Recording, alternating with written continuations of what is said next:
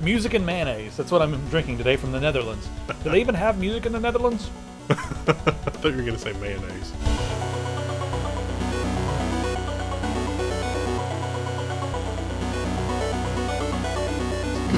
I'm sure they have music. I think they invented mayonnaise, didn't they? I think they did. No, it was in mayonnaise was invented. The French always claim this, but I believe it's invented on an island off the coast of France. So it's not actually French. Someone correct me about that. Today I'm drinking Mui and Medog in Loose. Medog in Loose. People in the Netherlands right now all just hit the ground and started like, when they heard an American try to say this. But you guys in the Netherlands are awesome. This beer, I do not know what to make of it. It's almost like a quad, but it's kind of malty and chocolatey at the same time. It's interesting. I found it in Kentucky. Yeah. Let's talk about what's going on in the world. First off, we're going to have a shift in the way we deal with questions on the inbox. Right now, my inbox, I'm getting so many messages that it would take me probably 8 hours a day to answer them all. And I want to get to everybody. And sometimes I sit there until 4 in the morning with dark circles under my eyes going, must respond to everyone. And then I thought, wait a second. These things are going to be public. These questions, people, they send me a question for INBOX.EXE. They expect it to be public. So why don't we make it public so everyone on the forum can see and contribute as well? So that's what we're going to do. From now on, if you guys want to ask a question, there's this dedicated section of the forum for INBOX.EXE questions. There's a link in the description of this video so you guys can get to it easily. Post your questions there. Sometimes some of the moderators can answer it. Sometimes it's a question that doesn't need to be on the tech, but you just want to, or on INBOX.EXE, but you need an answer. If it's something that's still specific and I can only answer it, like, you know what it is. Inbox at techsyndicate.com will still work. But if it's something that should go in the forum, I'm just going to send you a link and say, hey, post it here. And then I'm going to go to the forum and use that as a resource for these videos. And I'm also going to encourage you guys right now to do like JM has done in this question and send me a video question. You just post the link in the forum as well. And, it's also going to be nice because the stuff that really needs to be answered, people can second it and agree with it and it can rise to the top. But first off, let's start off with NJM and his question. INBOX.EXE, where will Tech Syndicate be in 5 years? Hey, what is up, Logan Wendell and Pistol? Sorry my mic and camera aren't the best, but I'll give this a try. I have a question about the site. Since your Bitcoin video, Tech Syndicate's kind of been going crazy, and community's just going crazy. It's awesome.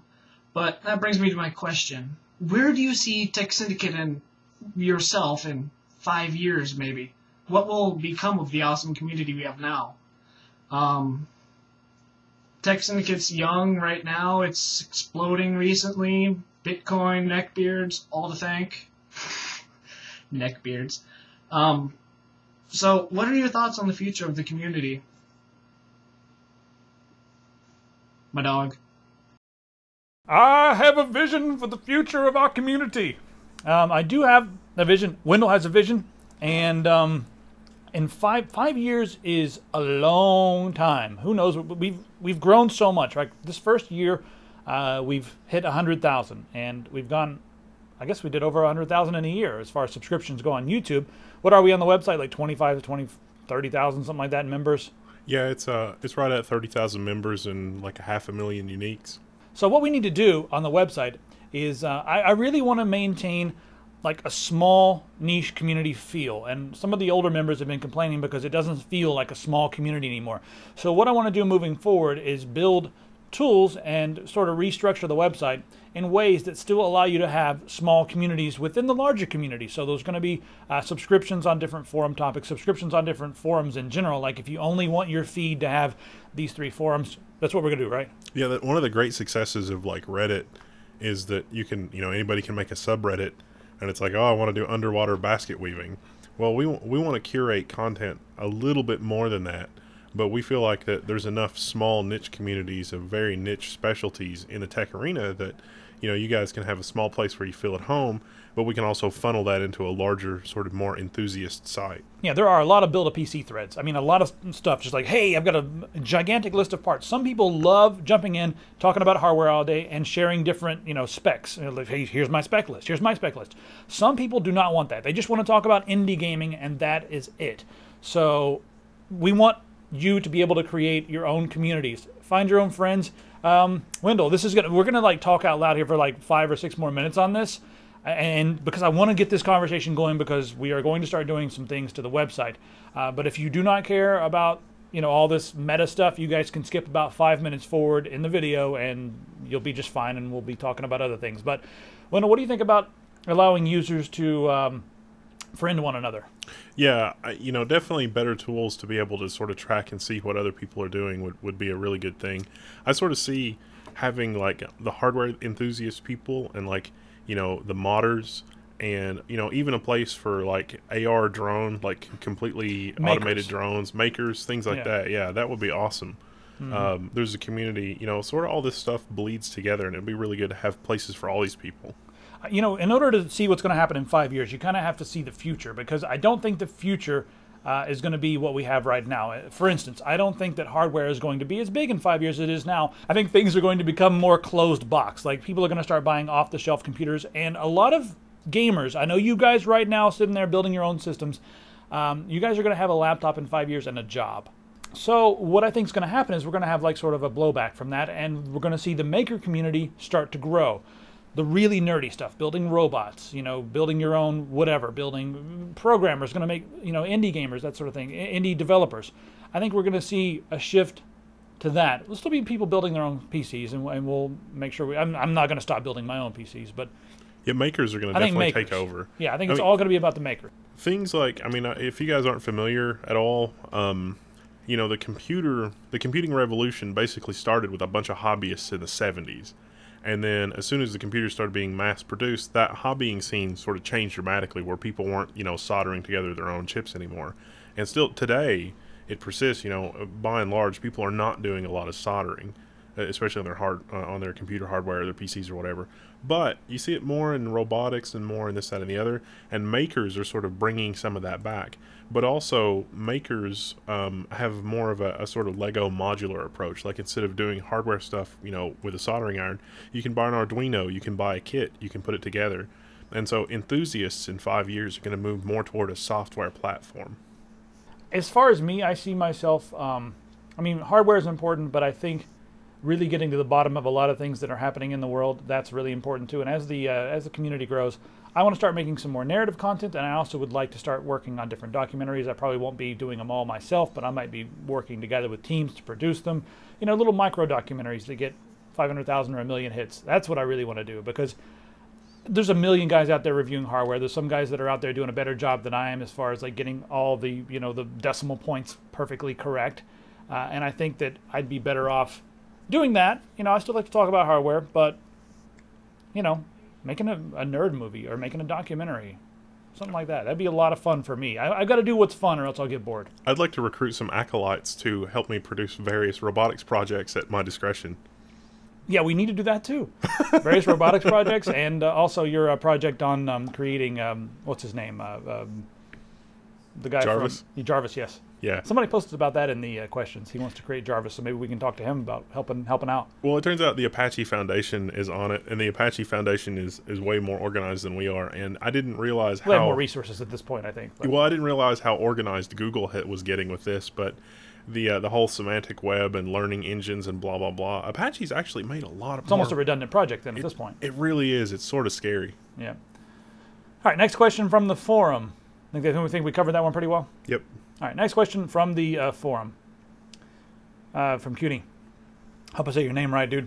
You're awesome. Dear Logan and Tech Syndicate team, I miss the every month or so build videos that you used to do. I am wondering if you will be doing those videos again. Will there be monthly, bi-monthly budget PC guides? I'm going to stop right here. We've done a lot of these lately. We did some a couple weeks ago. I guess you want more in different categories. I kind of pick 2 or 3 different categories per month and then do them.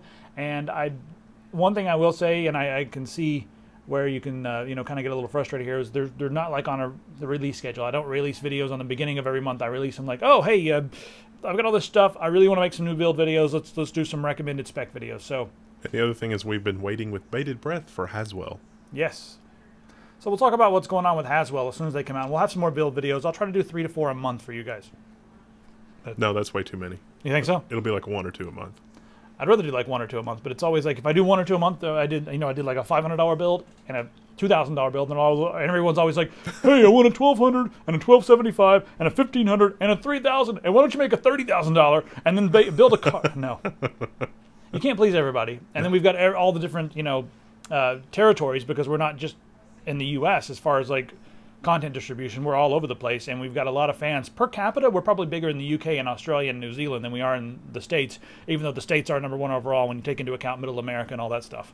So, and then Canada's up there too. So we're spread thin across a lot of land, and everyone wants their own build videos. So, well, and what do you do? How do you please everybody? At home I've got an ancient overclocked, socket 1366 platform, and it's until Haswell, it's been completely fine. Just put a new graphics card in there every year or so. Yeah, it's cheaper to get the a new, save up and get a video card, every year, every 18 months than it is to get the $500 video card and coast it out for the life of the machine. So you get like a 660 Ti, the next year you'll get a 760 Ti. Is that what you're saying, kind of for your home PC? Yeah, as opposed to, $500 on the 570, 580? 580, the GTX 580. You spend all that money and then you expect it to last for 5 years, but after that, you would have been better off 3 years down the road with the 660 Ti or whatever, or a 760 Ti. Yeah, I got a 6870 when it first came out, and it's like, I really want to upgrade. It's like, no, I'll wait for Haswell. So we're playing a waiting game right now. Oh dear, lots of questions from Brennan. How are you doing, Brennan? By the way, Brennan is one of the new mods. We've got a bunch of new mods on the website. We are trying to keep things in order, because this is not YouTube, and we will slap you in the face if you come on to Tech Syndicate with your nonsense. That's one problem we were having, was people would come in there and they would do arguments, and then it started turning into YouTube, where they would make a great argument or say something very helpful like, hey, this is a great CPU, but have you looked at this CPU? And then at the end of that, they would do that stupid thing that everyone does on YouTube, where they go like, you jackass, or you or you idiot, you dumbass, or whatever. Why is that there? So now we're putting the smack down anyway. So thanks, Brennan, for being one of the mods. All right. Do any of you guys the Office Office Fold at Home? What's BOINC? I guess that means we don't do it. Or otherwise, donate your computer resources to science. What advice do you have for someone beginning to design cases? Well, these are all over the place. This is a lot of different stuff. I didn't look at these first. I want to make mini test benches and cases in the near future out of some sheets of aluminum I got my hands on, but really have no idea where to start other than drawing early sketches. I have access to all the machines I will need. I just need advice for the actual design, layout, airflow. All right, I'm going to stop right there because that's too many. I'll jump in the forum and answer the rest of these questions because I don't want to give you 9 questions and only give everybody else 1 question. But I may have some decent advice for the case bit of it. The folding at home thing, I think I can answer that. I don't do that. I've been hearing a lot that folding at home, just throwing math at this problem, is not the best way to solve it. But that's why I'm not doing that. My mother did die of cancer, so it does hit home with me. And I know some other guys that are folding because they had loved ones that died of cancer, or they have loved ones that are afflicted with the disease. So I just don't do it. But I don't know. I'm not sure. There might be better ways to tackle that problem. That's what I think. No, I don't do that. Yeah. Because I have to pay the electricity bill. Oh man.